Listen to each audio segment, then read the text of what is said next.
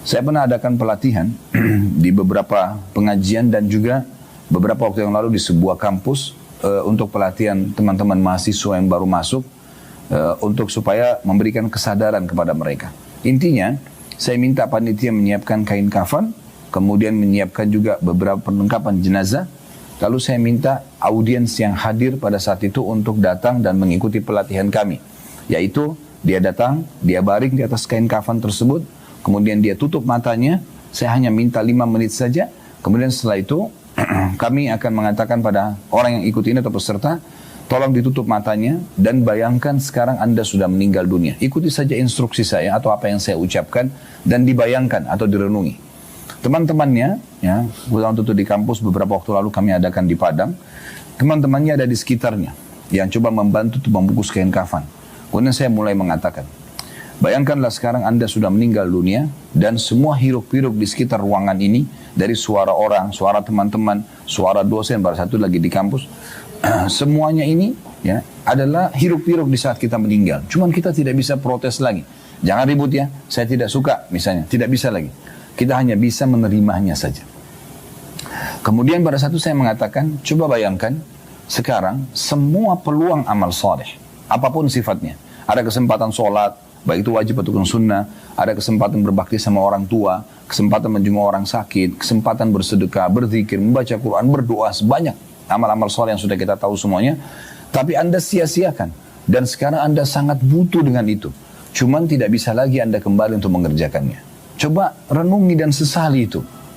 Maka setelah itu saya katakan, sekarang sebaliknya, coba bayangkan semua peluang-peluang dosa yang tidak pernah Anda sia-siakan. Setiap kali ada kesempatan selalu dikerjakan. Baik itu besar ataupun kecil. Gitu kan? Kemudian sekarang Anda menyesal karena tidak sempat taubat. Hukuman Allah akan datang.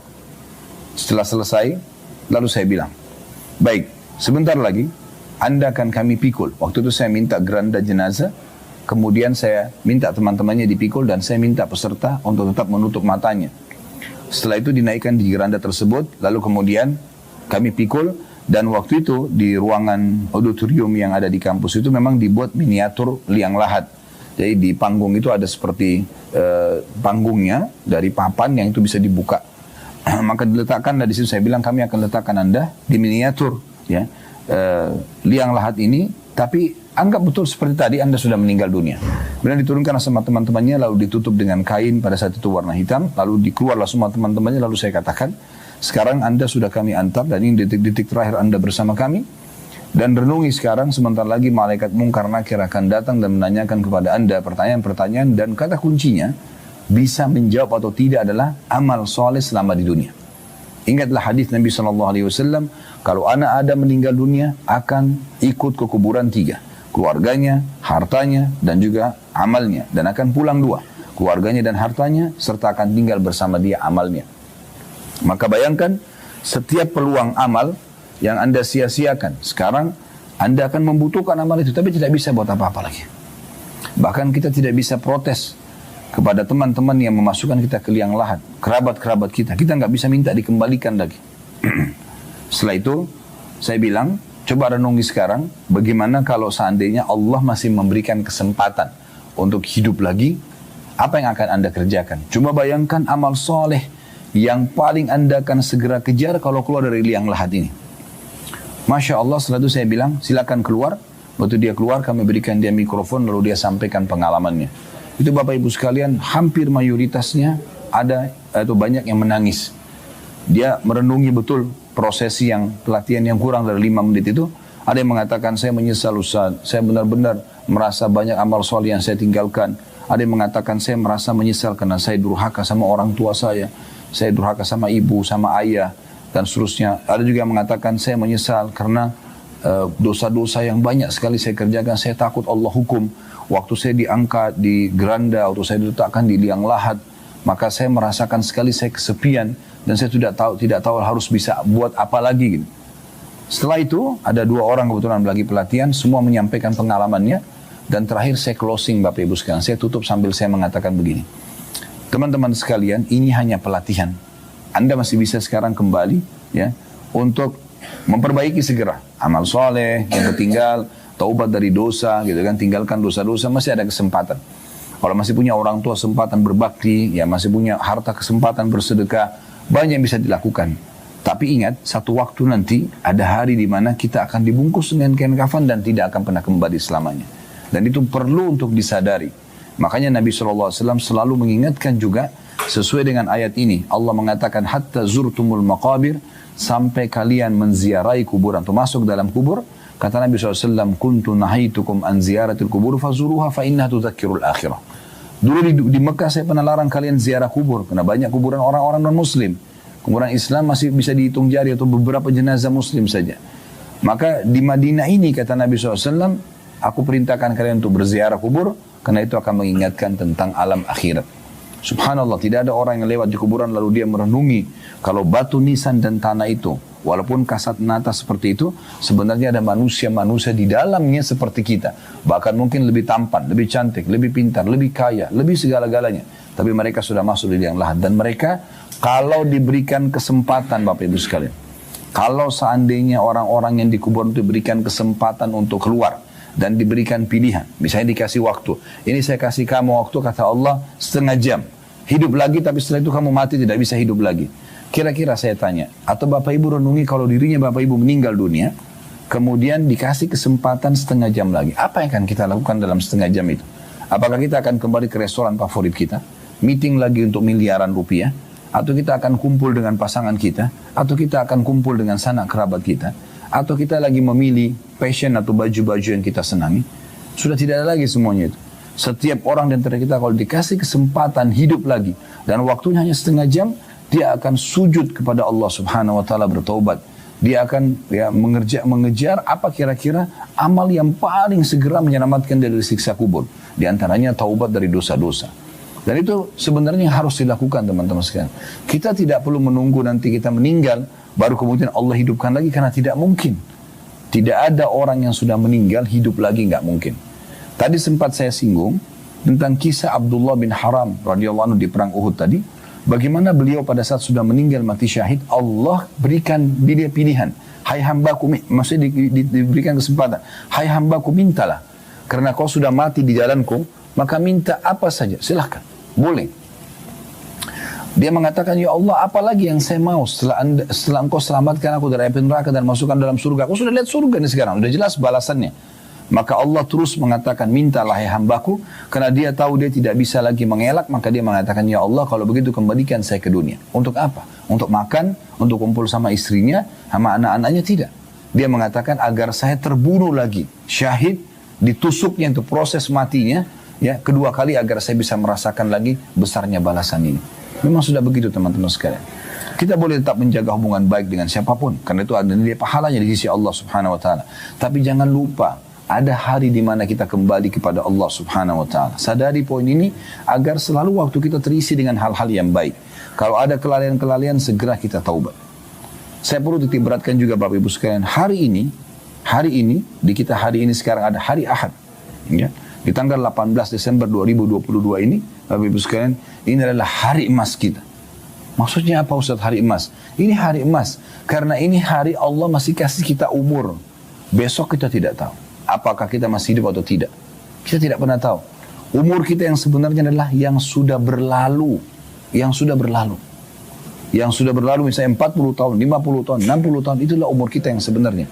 Kedepannya kita tidak pernah tahu berapa hari lagi, berapa menit lagi, berapa detik lagi umur kita. Oleh karena itu, hari ini adalah hari emas kita. Maksimalkan. Kalau kemarin-kemarin kita sudah banyak memperbanyak amal soleh, hari ini perbanyak, tambah lagi. Ya. Anggap ini hari terakhir, di mana kita tidak akan pernah hidup lagi besok.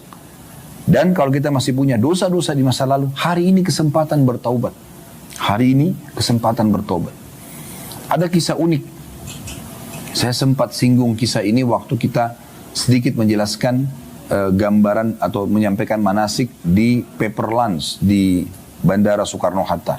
Tapi saya ingatkan kembali. Ada di antara sahabat Nabi, 3 orang dari salah satu suku Arab masuk Islam. Dan 3-tiganya ini ya, tinggal di rumah Talha bin Ubaidillah radhiyallahu anhu. Yang tadi kita ceritakan juga di perang Uhud, Talha ini yang paling banyak membela Nabi SAW dengan badannya. Ya. Dan dia salah satu dari 10 orang yang dijamin masuk surga. Talha bin Ubaidillah menceritakan, dia bilang, 3 orang ini, subhanallah, dengan hikmah Allah SWT terjadi peperangan, lalu yang satu ikut dan mati syahid. Kemudian setelah itu, terjadi lagi peperangan beberapa saat setelahnya, orang yang kedua ikut mati syahid juga. Lalu, berjalan beberapa waktu, orang yang ketiga dari 3 orang ini, itu ternyata meninggal di atas ranjangnya, tanpa mati syahid. Lalu Talha bin Ubaidillah radhiyallahu anhu diperlihatkan oleh Allah Subhanahu wa taala mimpi yang paling depan, yang paling dimuliakan Allah, yang paling tinggi derajatnya adalah orang yang mati biasa, yang terakhir meninggal. Di belakangnya lebih sedikit di bawah rendah derajatnya yang mati syahid yang kedua. Dan yang di belakangnya lagi, yang lebih sedikit lagi fasilitasnya, walaupun dia mulia di surga, adalah orang yang mati syahid pertama. Maka Talha bin Ubaidillah bingung. Kemudian beliau datangi Nabi SAW mengatakan, ya Rasulullah, saya mimpi 3 orang itu, kejadian seperti ini. Seakan-akan Talha ingin mengatakan, ya Rasulullah, yang saya fahami selama ini, orang yang mati syahid pertama harusnya lebih tinggi derajatnya. Begitu juga dengan orang mati syahid yang kedua, daripada orang yang mati di atas ranjang. Maka kata Nabi SAW, kenapa kau hairan wahai Talha? Mana kamu dari sholat 5 waktunya? Mana kamu dari zikirnya? Mana kau dari amal-amalnya selama seminggu itu?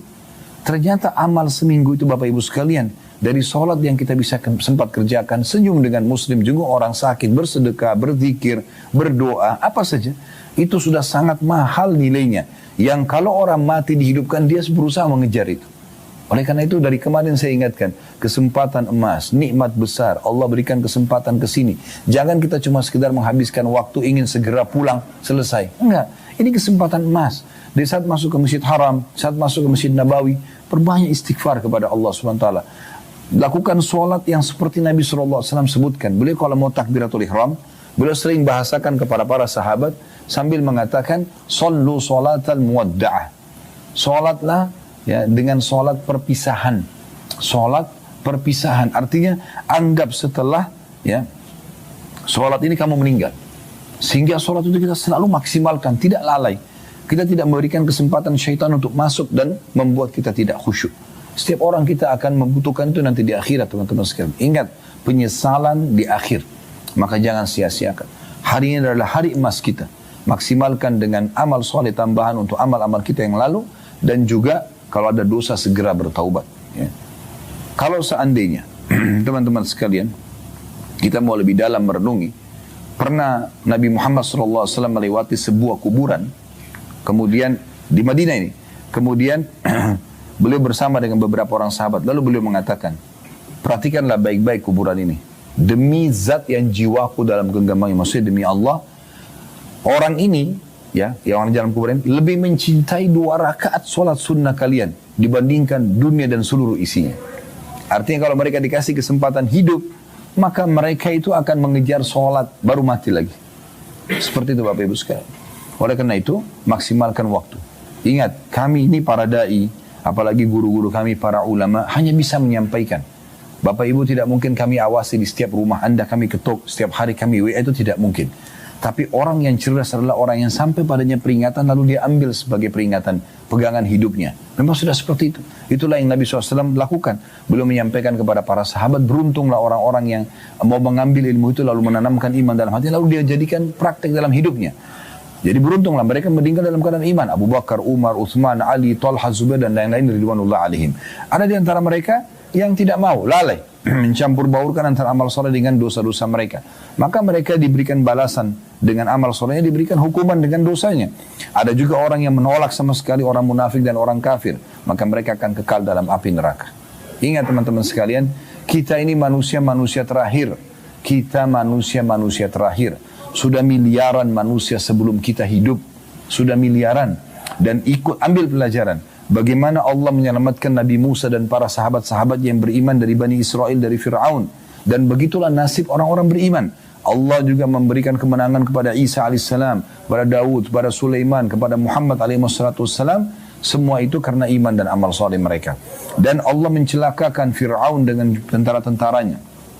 Dan juga kita tahu di zaman Nabi SAW ada Abu Jahal, ada Abu Lahab, ya, ada Umayyah bin Khalaf dan seterusnya. Mereka semua meninggal dalam keadaan kufur. Dan siapa yang mengikuti jejak Nabi Muhammad SAW dan para sahabat akan sama nasibnya.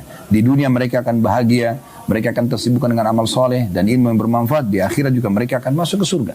Begitu juga dengan orang yang mengikuti jejaknya Abu Jahal dan Abu Lahab, mereka juga akan sama. Ya, oleh karena itu kita harus hati-hati. Jangan sampai salah dalam memilih jalan. Di muka bumi ini cuma ada 2 jalan, tidak ada jalan yang ketiga.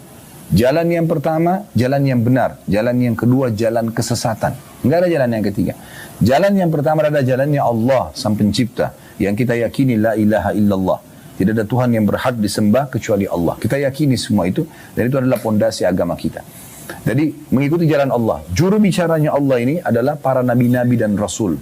Para nabi-nabi dan rasul. Penyambung lidahnya nabi-nabi dan rasul adalah para ulama dan para da'i. Kita kalau dengarkan nasihat mereka, tausiah mereka, nasihat mereka, kita akan dibawa ke jalannya Allah, ujungnya masuk surga. Kebahagiaan dunia, kebahagiaan akhirat. Di dunia kita punya pengawasan, karena ilmu agama pengawas, bodyguard. Kita mau makan, kita mau minum, kita mau tidur, kita mau bergaul, kita mau bekerja. Ilmu agama akan mengatakan ini boleh atau tidak boleh. Di dunia terawasi, orang yang mengikuti jalannya, para nabi-nabi yang disambungkan oleh, yang diteruskan oleh para ulama dan para da'i. Dan akhirnya kita masuk ke surga di akhirat. Atau jalan yang kedua. Tidak ada jalan yang ketiga ya. Cuma 2 saja. Jalan yang kedua jalan sesat yaitu jalannya iblis. Iblis ini golongan jin yang fasik kepada Allah. Allah mengatakan kana minal jinni fa fasaqa an amri rabbi. Dia dari golongan jin dan dia bermaksiat kepada Tuhannya. Fasik, melanggar.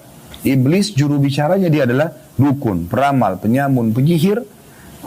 Dan juga ahli maksiat, ini juru bicaranya. Kalau kita ikutin dukun, peramal, penyamun, penyihir, konsultasi dengan mereka. Dukun kah, peramal kah, di Indonesia bisa dikatakan paranormal atau dikatakan orang pintar. Ini, atau ahli maksiat, tiap hari mabuk-mabukan, meninggalkan sholat, narkotika, buat masalah-masalah dalam hidupnya. Maka kalau kita ikutin mereka, kita akan dipandu ke jalannya iblis. Dan akhirnya ujung-ujungnya neraka. Di dunia sengsara. Orang yang mabuk-mabukan narkotika pasti akan dihinakan oleh Allah. Orang yang mencuri, orang yang menipu, orang yang buat kemaksiatan pasti dihinakan. Jangan pernah berpikir orang maksiat tidak dihinakan. Allah punya cara menghinakan. Kecuali dia segera bertaubat, dia mohon kepada Allah, mungkin Allah masih selamatkan.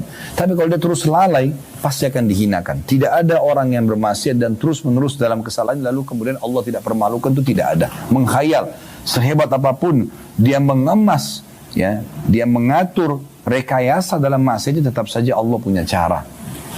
Oleh karena itu hati-hati sekali. Ya, kita harus bertobat segera kepada Allah Subhanahu wa taala. Tentu setiap kali kita menyampaikan ceramah seperti ini Bapak Ibu sekalian, ya, tujuannya adalah kita bukan sedang mencari-cari kesalahan. Saya tidak kenal Bapak Ibu di sini secara pribadi dan kegiatannya. Mohon maaf, saya tidak pernah menyinggung siapapun, ya. Tapi yang saya maksudkan adalah saya pun pribadi, kalau ada penyampaian seperti ini kita ambil pelajaran. Kita ambil pelajaran. Ini peringatan dari Allah SWT hanya melalui lisan kami saja. Bagaimana kita engah, oh ternyata saya diperingatkan oleh Allah Subhanahu Wa Taala. Kadang-kadang bahkan peringatan datang dari anak kita, dari cucu kita, ya, memberikan peringatan, ya, dengan hal-hal yang mungkin kita tidak terfikir sebelumnya, tapi datang peringatan itu kepada kita dari Allah Subhanahu Wa Taala melalui mereka.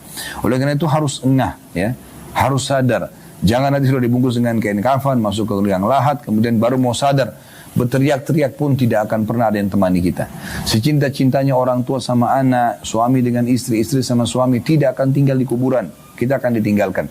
Dan akhirnya kita akan sendiri dengan amal-amal kita yang selama ini kita lalaikan.